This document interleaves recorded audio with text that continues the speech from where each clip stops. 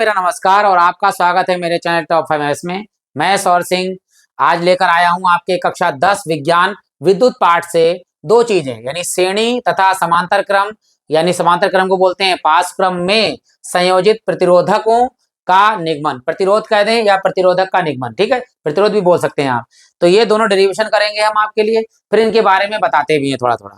तो चलिए शुरू करते हैं। पहले इसकी परिभाषा पढ़ते हैं, फिर इसका निगमन करते हैं। क्या कह रहा है?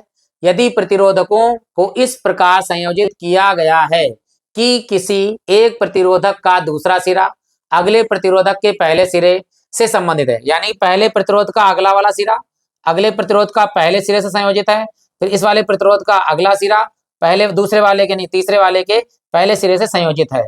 तो ठीक है, प्रतिरोधकों का यह संयोजन श्रेणी क्रम संयोजन कहलाता है।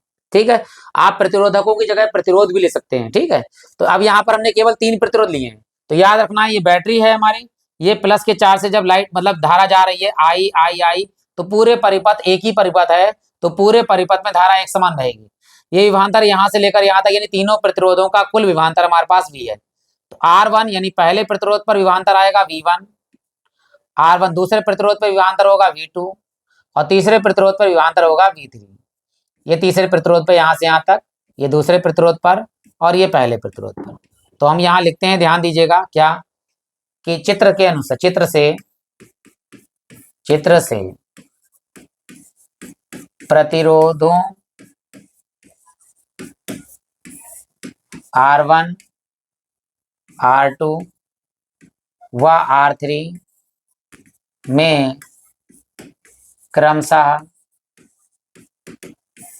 विभवांतर वांतर V1 V2 व V3 है। ठीक, अब किस नियम से? ओम के नियम से। ओम के नियम से क्या है ओम का नियम? हम जानते हैं कि कैपिटल V यानी विभवांतर का जो मान है वो धारा I और प्रतिरोध R के गुणनफल के बराबर होता है।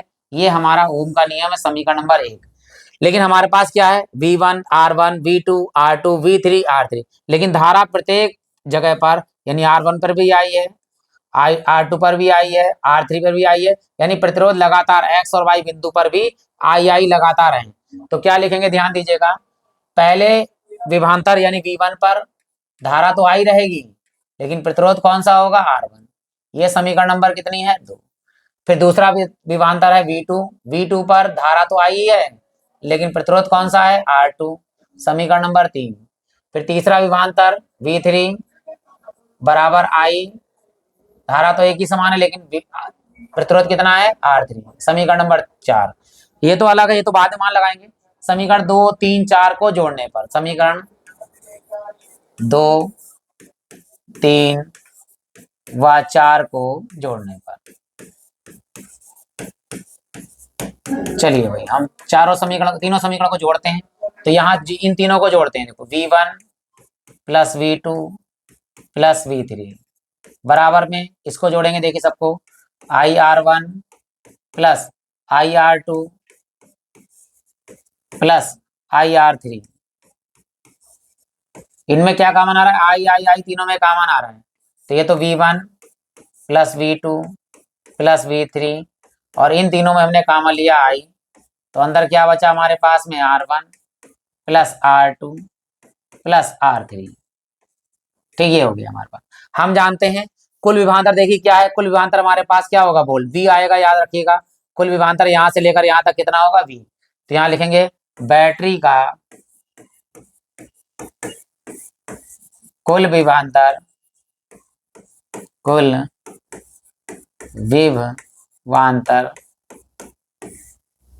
V1 plus V2 plus V3 बराबर V रखने पर, यानी इन तीनों की जगह पर V1 plus V2 plus V3 की जगह पर क्या लगाएंगे हम? V बराबर क्या है हमारे पास? I और ब्रैकेट में R1 plus R2 plus R3। अब V का मान क्या है हमारे पास? ओम के नियम से देखिए V बराबर कितना था? I into R। I into R बराबर I, यहाँ पर R1 प्लस R2 और प्लस R3। तो यहां से देखिए I से I क्या हो गया, कैंसिल हो गया। अतः यहां पर हम ले सकते हैं तुल्य प्रतिरोध, तुल्य प्रतिरोध की जगह पर कुल प्रतिरोध भी ले सकते हैं। तुल्य प्रतिरोध कैपिटल R बराबर क्या हुआ हमारे पास, R1 प्लस R2 और प्लस R3। ये तो तीन प्रतिरोध अगर हैं तो हमारे पास तुल्य प्रतिरोध तीनों प्रतिरोधों का योगफल हो गया। इसी प्रकार यदि आपके पास n प्रतिरोध हो जाए तो क्या होगा, n प्रतिरोधों का योगफल हो जाए। मैं यहाँ थोड़ा सा लिख दे रहा हूँ, देखिए। यदि उसी के नीचे लिखेंगे आप, यदि प्रतिरोधों की संख्या, यदि प्रतिरोधों की संख्या की संख्या की संख्या n है, n हो तो अतः प्रतिरोध, यानी तुल्य प्रतिरोध बोल सकते हैं या प्रतिरोध R बराबर, यानी कुल प्रतिरोध हमारा क्या होगा, R बराबर R1 plus R2 plus R3 plus R4 plus dash dash dash dash dash, अगर Rn है तो Rn तक, अगर 5 है तो 5 तक लिख सकते हैं, R5 तक। यानी कि जितने प्रतिरोध होंगे उन सभी प्रतिरोधों का जो योगफल होगा वो हमारा हो जाएगा श्रेणी क्रम में। तो ये तो श्रेणी क्रम का निगमन हो गया हमारा। अब हम बढ़ते हैं समांतर क्रम के निगमन पे। देखिए उसमें क्या होता है, बटे में आता है। कैसे आता है बताते हैं। देखिए इसमें लिखा जाएगा आपका, ये तो श्रेणी क्रम गलत लिख गया है, समांतर क्रम होगा ये। क्या होगा ये, समांतर क्रम। तो यहाँ लिखेंगे समांतर क्रम में, समांतर क्रम में संयोजित प्रतिरोधों का निगमन लिखेंगे, ठीक है। तो यहाँ लिख देते हैं, या लिखा होगा पार्श्व क्रम, समांतर क्रम की जगह क्या लिखा होगा, पार्श्व क्रम। तो यदि प्रतिरोधकों को इस प्रकार संयोजित किया जाए कि प्रत्येक प्रतिरोध का एक सिरा एक बिंदु से व दूसरा सिरा दूसरे बिंदु से जुड़ा हो, तो ऐसे क्रम को समांतर क्रम या पार्श्व क्रम संयोजन कहते हैं। देखिए इस प्रतिरोध का एक सिरा देखिए x पर, दूसरे का भी x पर, तीसरे का भी, यानी तीनों प्रतिरोधों का एक सिरा x पर और तीनों प्रतिरोधों का दूसरा सिरा किस पर, y पर प्रतिच्छेद करा, यानी मिल रहा है। तो इसे हम कहते हैं कौन सा क्रम, समांतर क्रम या पार्श्व संयोजन क्रम कहते हैं। अब यहाँ देखिएगा धारा, यहाँ से धारा आई जा रही है, पूरी जा रही है। अब यहाँ जाने पर तीनों बार भटक गई, ऊपर जाए नीचे जाए कहाँ जाए।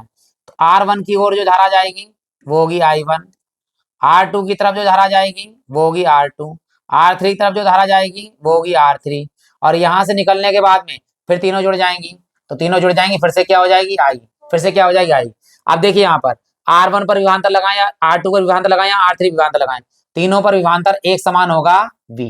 यानी याद रखिएगा कि समांतर क्रम जो है उसमें I अलग अलग है, प्रतिरोधों में विभवांतर एक है, और श्रेणी क्रम में क्या था कि विभवांतर के मान अलग अलग थे और धारा एक समान थी, ठीक है। तो यहां लिखेंगे हम कि प्रतिरोध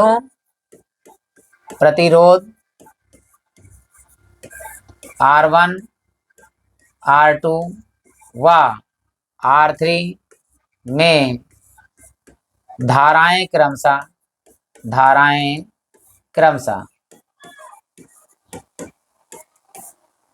I1 I2 व I3 है,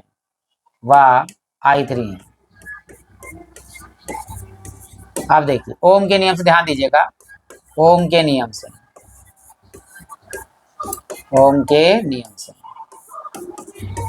अभी हमने ओम का नियम लिखा था पिछली बार में, क्या लिखा था, V बराबर I इंटू R, लेकिन इस बार ये नहीं लिखना है। क्यों, I बराबर लिखना है। तो ये जो V R गुणे में कायम चला जाएगा बटे में, तो हम लिख सकते हैं I बराबर, इधर आइए यहाँ लिख दिया, बराबर में कितना है V और बटे में आ जाएगा हमारे पास R। तो यहाँ लिखेंगे I बराबर V अपॉन R। ये समीकरण नंबर हमने लिया एक, ये ओम के नियम से ही है, I बराबर V अपॉन R। अब धारा I1 I2 I3 है, तो प्रतिरोध R1 R2 R3, लेकिन V बराबर है। तो यहाँ पहले में लिखेंगे, देखिए पहले वाले में क्या आएगा, I1 बराबर क्या आएगा, V बटे R1, समीकरण नंबर एक। यानी पहला धारा प्रतिरोध R1 लेकिन V एक ही रहेगा। दूसरे वाले में देखिए I2 बराबर V बटे R2, समीकरण नंबर दो, एक तो ये होगी 2 और ये 3। फिर I3 बराबर V बटे R3, समीकरण नंबर 4। इन तीनों को जोड़ लीजिए, समीकरण 2, 3 व 4 को जोड़ने पर 4 को जोड़ने पर। चलिए जोड़ते हैं समय। इधर जोड़ेंगे I1 plus I2 plus I3, I1 plus I2 plus I3 बराबर, ये सब जोड़ देंगे, क्या है, V/R1 plus V/R2 plus V/R3। अब दो काम करते हैं, देखो सबसे पहले तो ऊपर से V का मान आएगा, सब में एक एक एक हो जाएगा। और बैटरी में कुल धारा कितनी है, I1 plus I2 plus I3 सब जुड़कर आ जाएंगी, क्या बन जाएगी, I। तो लिखेंगे परिपथ में कुल धारा, परिपथ में कुल धारा I1 plus I2 plus I3 बराबर I रखने पर। चलिए भाई रखते हैं, यानी इन तीनों की जगह पर योगफल कितना है हमारे पास, I बराबर, देखिए V कामन ले लीजिए, तो V हमने कामन लिया, बड़ी ब्रैकेट क्या बचा, 1/R1 plus 1/R2 plus 1/R3। ठीक, अब देखिए I का मान समीकरण 1 से, यानी ओम के नियम से क्या, V/R, तो V/R बराबर में है V 1/R1 प्लस में 1/R2 प्लस 1/R3। V से ऊपर V कैंसिल हो गया, क्या बचेगा, 1। तो यहाँ पर आ गया तुल्य प्रतिरोध, तो अभी नहीं आया क्योंकि 1 में है, ये तुल्य प्रतिरोधी है। 1/R बराबर क्या आएगा, 1/R1 plus 1/R2 plus 1/R3। अगर हमारा समांतर क्रम में है, अतः समांतर क्रम में है तो तुल्य प्रतिरोध 1 में आएगा, 1/R बराबर 1/R1 plus 1/R2 plus 1/R3। अगर n तक है तो डेट करके क्या लिख देंगे, 1/n तक हमारा जो है वो